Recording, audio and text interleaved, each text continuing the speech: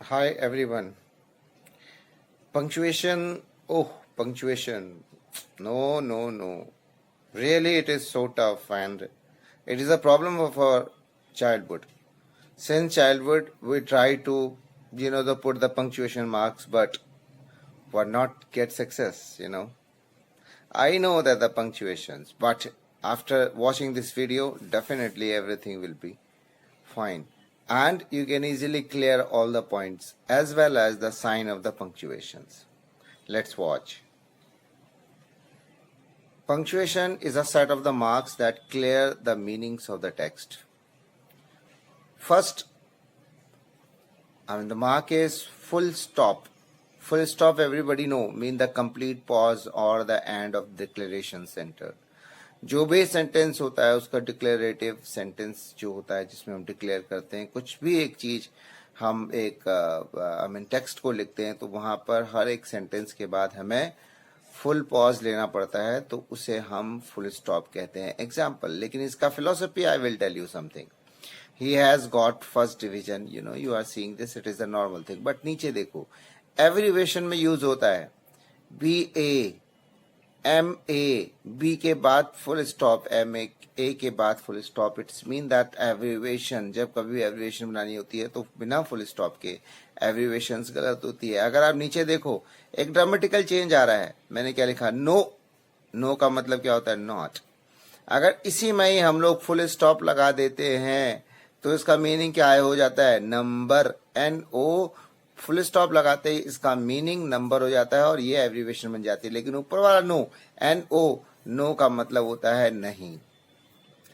आगे अगर हम देखें तो everybody know that the ABC is a kind of the movie anybody can dance ABC वो वाला नहीं लेकिन इसमें भी क्या लगना चाहिए था फुल स्टॉप लगना चाहिए लेकिन कोई बात नहीं क्योंकि सब लोग फुल स्टॉप नहीं लगाते हैं सब लोग मीनिंग समझने की कोशिश करते हैं लेकिन ये भी एक एब्रीविएशन है इसी में जब आप अपनी स्क्रीन में देखोगे नॉट और नो अलग अलग जगह पे लगता है not use with the helping verb in tense helping verb के साथ ही नॉट लगेगा लेकिन अगर हम लोग जिसमें वर्ब नहीं है उसमें हम नो लगा सकते हैं नेगेटिव के लिए जैसे एग्जांपल देखो I don't do not eat food action verb है इसमें I do no eat food कभी नहीं होगा सेम एज अगर नीचे चले जाओ आई हैव नो वर्क इसमें कोई एक्शन नहीं है नो एक्शन क्यों क्योंकि कोई वर्ब नहीं है जिसकी 3 फॉर्म्स होती हैं नीचे देखोगे I have not work so I have not work ये रॉन्ग सेंटेंस है I have no work is the right sentence क्योंकि जो वर्ब है इसमें लगा नहीं है जो वर्ब के साथ हमारा नॉट लगता है और हेल्पिंग वर्ब के साथ केवल हेल्पिंग वर्ब के साथ जिसमें एक्शन वर्ब नहीं होता उससे हम नो से ही सेंटेंस बनाते हैं next is comma you know that comma is a short pause it is a short pause and used for making separate words or the sentences example I am giving you I can't go to the dance comma but you should go without me तुम्हें जाना चाहिए मैं नहीं जा सकता लेकिन तुम्हें जाना चाहिए मैं नहीं जा सकता पॉज लेकिन तुम्हें जाना चाहिए I like to eat orange whenever the number of same things will come same articles will come and we want to explain it so we have to just put the comma between all so I like to eat orange banana and apple but one thing I want to tell you जैसे ही last का word होता है जैसे Apple है Apple के बाद कोई नहीं है बनाना के बाद एप्पल है और एप्पल के बाद और कोई ऑप्शन नहीं है तो उस कंडीशन में उससे पहले हम बनाना के बाद हमें कॉमा नहीं लगाना है एंड से पहले कॉमा नहीं लगाना कहने का मतलब ये है तो एंड लास्ट में एंड देन आप नेक्स्ट वन आप दे सकते हो जैसे एप्पल आप देख सकते हो आप देखो मैंने पहले बनाने के बाद लगाया था एक मार्क लगाया था कॉमा लेकिन मैंने उसको काट दिया क्यों क्योंकि बनाना के बाद यानी कि जब कभी भी लास्ट वाले के बाद हम लोग कॉमा नहीं लगाते उसके बाद एंड के पहले कॉमा नहीं लगता and then we will just write down the apple philosophical examples मैंने देने की कोशिश की है आपको अच्छा लगेगा कॉमे की कितनी पावर होती है ये आपको पता चलेगा. What is the power of the comma you can easily analyse by this sentence. मैंने सेंटेंस लिखा है रोको मत जाने दो. मैंने रोको मत जाने दो या रोको मत जाने दो. इसको देखो, पहला सेंटेंस मैंने रोको के बाद कॉमा लगा दिया तो मैं क्या बोलता हूँ आप समझना उसको आंख बंद करके. रोको मत जाने दो मतलब क्या हुआ, stop but not let him go out. तो इसका मतलब स्टॉप करना है उसमें. दूसरे सेंटेंस में क्या है, रोको मत जाने दो भाई. इसका मतलब हुआ ए don't stop let him go. तो दोनों में ही कॉमा का, अगर हमने कॉमा का प्लेस चेंज कर दिया तो मीनिंग भी बिल्कुल चेंज हो गई.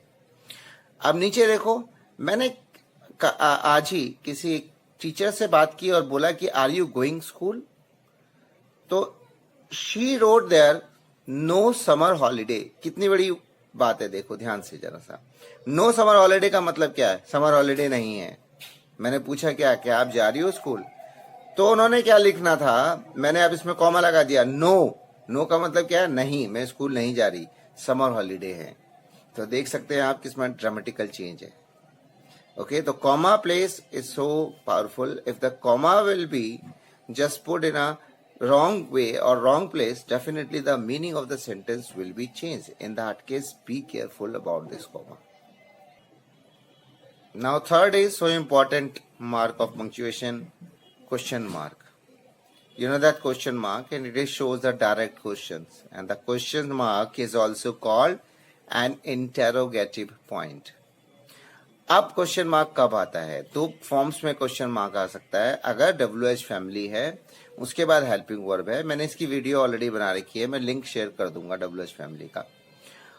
एक तो इस फॉर्म में आएगा. दूसरा, हेल्पिंग वर्ब जब कभी भी बाहर हम लोग लेके आ जाते हैं किसी भी सेंटेंस का, तो वो भी क्वेश्चन मार्क सेंटेंस बनता है. इसमें फटाफट देखेंगे हम लोग. जैसे मैंने WH फैमिली का एक सेंटेंस बनाया, why did you go there. तो वाई के बाद क्या आ गया, सीधे helping verb, then it is called the question mark sentence. अगर हम इससे नीचे चलें, जो हेल्पिंग वर्ब वाला सेंटेंस है उसमें देखो, is he writing a sentence, तो क्या है, हेल्पिंग वर्ब बाहर लिया है तो ये भी क्वेश्चन मार्क बन गया.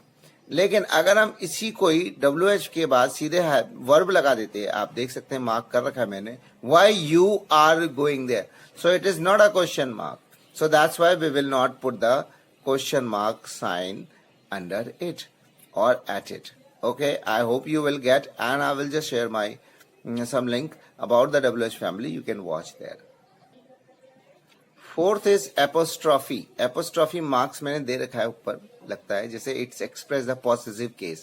Possessive का मतलब होता है emphasize case. Emphasize case का मतलब क्या होता है, एक स्ट्रेस डालना, उसे हम emphasize कहते हैं, या हम possessive भी कह सकते हैं. The apostrophe is used before s. पहले तो एस से पहले ही एपोस्ट्रोफी होता है, जो आज तक हम लोग जानते थे. लेकिन जरूरी नहीं है एस भी हो, आप दो चीजों के बीच में एपोस्ट्रोफ लगा सकते हैं. I will going to explain. Example, this is my father's pen. तो मैंने क्या कहा, ये मैंने स्ट्रेस डाला है, मेरे पिताजी का ही पेन है, का पेन, फादर्स पेन, पिताजी का पेन. And this sentence is including the ownership of a pen of a father. जैसे मैंने बोला, सिर्फ एस से ही एपोस्ट्रोफी नहीं होता, बल्कि दो वर्ड के बीच में भी अगर हम कॉमा लगाते हैं पर्टिकुलर वर्ड के, तो उसमें उसको भी एपोस्ट्रोफी कहते हैं. जैसे it is a long form, but if you will just say in a small one, short one, so it's. Don't, do not क्या है, एक लॉन्ग फॉर्म है, लॉन्ग वेज फॉर्म है, और डोंट क्या है, एक शॉर्ट हो गई. ही वुड बोलते हैं, हीड. लेट अस गो कहते हैं ना, let us go, let's go. सो ये क्या है, इसके बीच में भी हम लोग क्या लगाते हैं, एपोस्ट्रोफी लगाते हैं. इसको भी हम लोग एपोस्ट्रोफी कहते हैं. अब एक बहुत ही इंपॉर्टेंट चीज देखो, प्लूरल पॉसेसिव भी होते हैं. अगर हम बोलें, हम ये नहीं कर सकते, कभी भी हम ये नहीं कर सकते, जैसे मैंने लिखा मेरे बहुत सारे ब्रदर के बहुत सारे ब्रदर्स के एक कार है, तो हम ये नहीं लिख सकते, पहले ब्रदर्स लिखेंगे, फिर उसके ऊपर एपोस्ट्रोफी लगाएंगे, फिर एस लगाएंगे. ऐसा नहीं है. प्लूरल के लिए सिर्फ एस लगाते हैं और एस के ऊपर एपोस्ट्रोफी लगाते हैं. Be careful. जैसे मैंने दे रखा है, देखो मैंने पहला क्या है, द डॉग्स टेल. ये डॉग की टेल है, एक डॉग की टेल की बात कर रहे हैं हम लोग. तो डॉग के बाद एपोस्ट्रोफी ऊपर लगाई और हमने एस लगा दिया. एक है सिंगुलर. प्लूरल अगर होता, देखो ध्यान से, द डॉग्स टेल।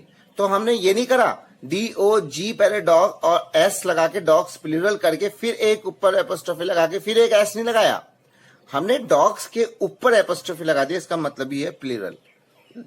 नीचे आओ, द रिवर्स वाटर, एक रिवर का पानी, द रिवर्स वाटर, हमने S के ऊपर एपोस्ट्रोफी लगा दिया, इसका मतलब प्लूरल।